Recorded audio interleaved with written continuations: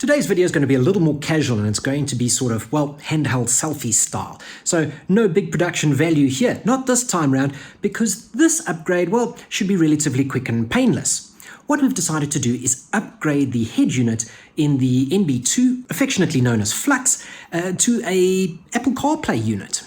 Currently, it is running a Sony system, a touchscreen Sony system, and it's great. It's got DVD capabilities, it has Bluetooth functionality, but I would like something with Apple CarPlay in it. So I've got a really good deal on a 1nav Apple CarPlay head unit, and this should, in theory, be a straight swap out. Now this unit has been rather impressive over the years. I've thoroughly enjoyed it. It may not have physical skip buttons, but it does have a rotary volume knob, and that's one of those things that I place, well, fairly high on the priority list. Always nice to have a volume knob that you can just quickly dive for if you need to kill the volume, you know, security gates and the likes. It's got a lovely clear screen, and it does fit in here fairly well with the provided trim plate. I did get a adapter connector plug, an ISO plug for Mazda that allowed me to connect up seamlessly, and I'm hoping that I can just switch that over for this new 1nav system. Here's the boxing of the 1nav. It's a 6.8 inch touchscreen system. It doesn't have a physical volume knob, so I am losing that. But what I am gaining is beautiful Apple CarPlay. And once you've used Apple CarPlay, it's kind of difficult to use a head unit that doesn't have one. Packaging is, well, acceptable. It is rather. The instruction manual, well, that one is a little on the thin side. It does walk you through how to operate it, and it does give you a couple of pinouts, I believe, and wiring diagrams somewhere along here. Oh no, it doesn't actually. So, okay, so we're going to fumble and poke and prod through it. Okay, so in this bag we do have ISO connectors with wiring. That is the microphone, and of course let's be careful with it. We have some mounting plates here and this trim bezel, which we will probably be needing in the NB. Then we have the unit itself. That's right, it has it over here. So there we go, there's our wiring diagram, and hopefully we're not really going to be needing that. Let's have a dig in here. Alright, let me free up a hand and get this one out of the box and show you. This was actually supposed to be a unit that was to go in the ZN6 Toyota 86, replacing the standard fitment Toyota touchscreen with a more comprehensive unit, of course, with Apple CarPlay. But if you've been following our socials, you'll know that the 86 is no more, and well, the new vehicle has Apple CarPlay, so this one may as well go into the NB then. Alright, here we go. We've got a microphone over there, home button, and a power button. That is our plus and minus for our volume. A little bit of sad that it doesn't have a physical knob for that. And of course then we've got a micro SD slot. Around here at the back there is our USB, so it is still a tethered USB connection for Android Auto and Apple CarPlay. We'll see where we're going to route that, somewhere convenient, hopefully. Alright, we're going to get a bit of glare from our lights here, but yeah, this one is rather simple. Just pull it out. I got a nice cradle for it when I installed it the first time round, so this is going to make life a lot easier. It's just to sort that out now. There are the two units, and definitely a lot more screen real estate on the 1nav system there. The Sony, of course, has that trim piece with that volume knob, and it eats into a little bit of screen real estate. And then up top there's of course the DVD slot, which I forgot about, which means that there's now a DVD stuck in there. Damn. Because this one doesn't have a DVD drive or a CD drive in it, it is considerably lighter. So if we are talking about weight savings, this one works. Okay, but this one popped between my legs quickly. I can see that we've got some ISO style, I believe they're ISO style Molex plugs. We'll have to see, maybe they are proprietary to 1nav. This is our microphone here. So that is a regular 3.5mm audio jack, and well, I already have a microphone wired in. So that microphone wire runs into the dashboard, it runs underneath the dashboard, comes up the A pillar and then sits right over there. on that visor. But the one in the one nav system is self-adhesive and a lot more slimline profile. No need to clip it on like that. I didn't want to clip it onto the top of the steering shroud, which is a better place for it. This of course makes it completely impossible to hear me with the top down. I would like to replace that one. I may stick it up top there on the A-pillar. Decisions. So I may need to run that wire first before we tackle anything else. All right, but let's get back to this head unit. All right, great. Like I said, here is that USB-A connector, so no wireless CarPlay. Not the end of the world though, not a train smash. I don't mind wiring it in, it still charges a phone. I don't have wireless charging. All right, for rear view camera, I did at one point have a rear view camera installed. That would be our RCA for the video signal, and then the blue one is a Bluetooth antenna. That's not actually meant to be connected to anything. That is just, well, that just dangles there. These wires here, these are all cam related, and so the pink, we got the cam ground, the cam power, there's the reverse switch to switch on the camera, and then of course, well, another park sensor. I'm probably not going to need those. I'm not running a reverse camera. At this point in time, I don't think I'm going to be putting that reverse camera back in anyway. I mean, this thing's tiny. You don't struggle to park it. And yeah, well, we're not running an amplifier, so there's no need for any of these RCAs here. Regular aerial is going to just plug into there as per usual. We have that one over there. That is a typical coax. But let's see. Damn, I actually did quite a nice job of this. Oh, at least I think that was me. All right, let's see. Got to figure out where that green wire, what is that green one for? That's the park brake, which I disabled so that I could watch videos while I drive. The DVD that is stuck in there is the same one that I tested the system with all those years ago. So yeah, it's no major loss. Not having a DVD drive in it, I used it so seldom. It was the same DVD that I tested the system with that's still in there for like 3-4 years down the line. So yeah, it's not something that I'm particularly going to miss. If I really want to, I can slap some movies on a USB and I can plug it into, well, my USB port and watch videos like that. Yeah, sad news is that ain't gonna work.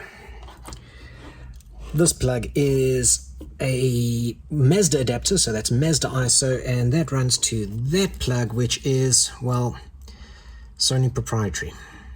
That plug does not fit into, well, these connectors, which means that I need to run this set of proprietary connectors for the one nav, and I need to wire those in.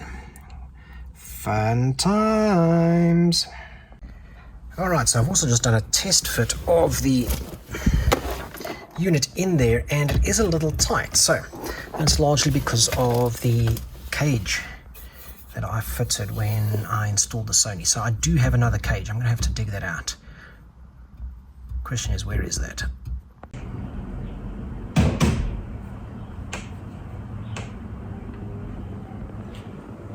Score, I found it.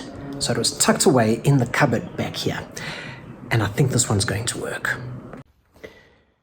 So when the wife's away, what do? Well, you invade the kitchen and you get hold of your ex-girlfriends. There's the stock radio from the NB2. It was a CD unit with tuner, no USBs, no touchscreen, no Apple CarPlay, no mini disc,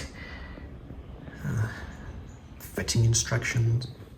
All right, then we switched over to the Sony. Now I do have the box there, so I can just reference the model number, but yeah, that doesn't really matter now. It's getting turfed. What is it? It was actually, oh, it's written over there. There we go. XAV W651BT, BT being Bluetooth. So part of the XAV range. Lovely. And we're now moving over to this one nav, which has a name so long. Well, yeah, there we go. There it is. OA102CP. Yeah, CarPlay. But Apple CarPlay, Android Auto, USB, SD, MP3, MP4, Bluetooth, AM, FM, RDS, CPAA. There we go, model number. All right, so happy days. That is the bird going in. That is her frame. All right, let's see how it fits. Oh, that one fits in nice. And I'm taking a look here. these catches over here match up with these. So this is a fantastic bracket. I got this one at the same time as that other bracket. I got two because I wasn't sure. I didn't have the head unit with me, and I hadn't pulled out the stock head unit from the NB2.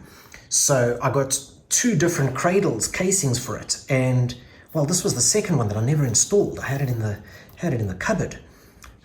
This one is going to work a treat. Yes, that's the luck. So that hasn't cost me anything. I've already paid for that. I paid for that years ago. So let it be known that I am not a big fan of soldering, but I whipped old Trusty out and I managed to get everything wired up. And this includes, well, heat shrinking. Let's do it properly. I've twisted wires before, I've used connectors before, but hey, let's do it properly. Let's solder it. So we have our speaker connector here, and that runs for the speakers in the doors, and the tweeters are naturally crossed off for those. But I have a backboard that has, or at least a wind deflector that has speakers in it as well. Then we have the power bunch. That is not used in this set. That is for the disc changer and the likes, but there's our power. These ones are for steering wheel control, and I don't have steering wheel control, so well, I'm just going to tuck them up in there. Right, so we got the empty spot here. Now, I fitted this cradle. I said this is the one that I'm going to use, and this one is a slightly better fit. One of the problems is the double DIN fitting on an NB isn't quite, well, full double DIN size. There's a bit of up and down movement. Left to right is fine, but up and down it leaves a little bit of a gap there. And that's where, well, that cradle isn't quite a problem. So it's a much tighter fit getting the head unit into that one, but I think it's going to be better than using this one, because this one, well, I've tried to get a decent fit there. I've sort of spaced it up here with a bit of double-sided tape, and well, we are going to have to use the Sony surround. Fortunately, the screen sizes are roughly the same, or at least the dimensions are roughly the same of the outers there, but this fills this gap a lot better. The one from the One Nav system, though, well, that one's a lot thinner, and it leaves a rather unsightly gap either at the top or at the bottom here, and I'm not wanting that. You see, this cradle now sits nicely in that gap there, but it's because it's got these pieces here. These pieces are raised, and it's got those there on the bottom, and, well, those indents there that give you that push there to center the head unit in here. So I'm going to do whatever I can to try and run this one. I'll get rid of all of this double-sided tape. What we have also done is we have routed this speaker wire. So this is a new speaker, or microphone rather. Sorry, microphone. And we ran around the back there. We ran it under the dash, around the end there, and then we took it up in the A pillar, all the way around here.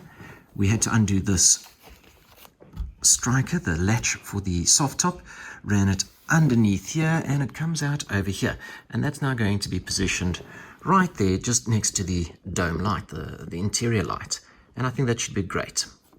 All right, we'll pull off that tape. It's actually a bit of a mission, and then install that. But let's get that in there. We've got a nice tidy harness here. Everything has been really tidy. That's probably some of my best wiring work.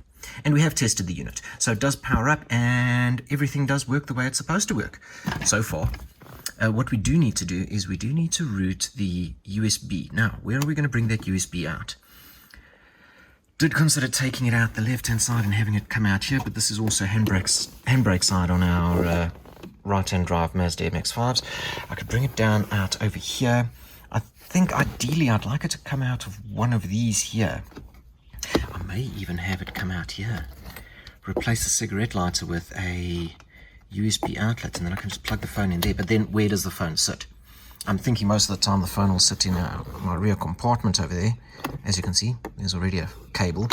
So just run it out here for the meantime until such time, or if it can come out all the way over here, maybe I route it far enough that it actually comes out over there, then I don't need to drill a hole. Let's try this. Let's see. Okay, so we're going to route that. I'm going to get this cradle installed, and then we'll just push everything into place. Okay, well, that just clipped in rather, well, effortlessly, and it's a little wiggle there, but it's not coming out. Actually going to have to get the sort of release plates, the release tool in on either side to actually just get this out. I don't have one of those, but that's okay. But that is fairly centered. All right, so let's pop this on and see how that looks. Yes, yes, yes. Okay, I should clip into place. I may need to flip that upside down. Okay, it's not the most secure. I hope it doesn't rattle, but that seems like it's in. Okay, all right, so here we go. Let's reach down here. There's the cable. Okay, the USB cable. So I've undone the screws here. I'm going to feed it down under here, and I'm actually going to join it up with, well, an Apple cable that I have tucked through there.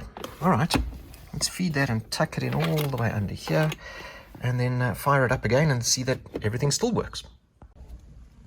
All right, here we go. Another moment of truth. Hey, we have power.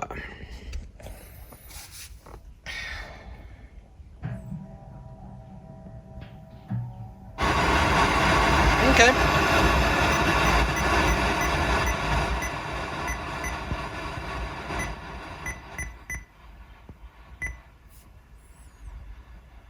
Okay, fair enough, fair enough.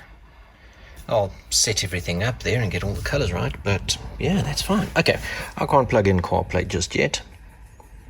Although, maybe I should get Sarah's phone just to demonstrate the CarPlay.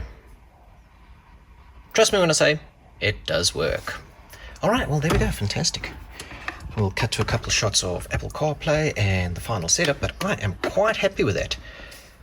Let's get it set up, tuned in, and on the go. Very nice. And there we go, Apple CarPlay installed and working just fine.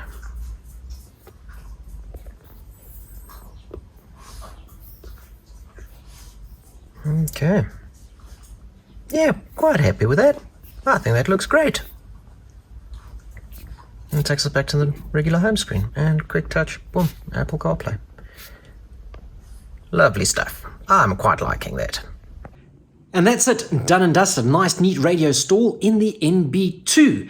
And I'm pretty impressed with the sound. Now, I was thinking about upgrading the speakers. They are this awkward 6x8 size. But after hearing this play, I think I'm going to just enjoy this for a while. It really has transformed the stock speakers. I mean, they're installed really well. They're not terrible quality, and they still seem to have a lot of life to them. So I'm going to stick around with these until such time as I really get bored with them, and then I may upgrade them. But for the meantime, I'm very pleased with what's happened here and how everything has gone down. I want to thank you very much for watching. Hope you enjoyed the video. Please like, subscribe, and don't forget to share this video if you think it's interesting or somebody would like it. Cheers.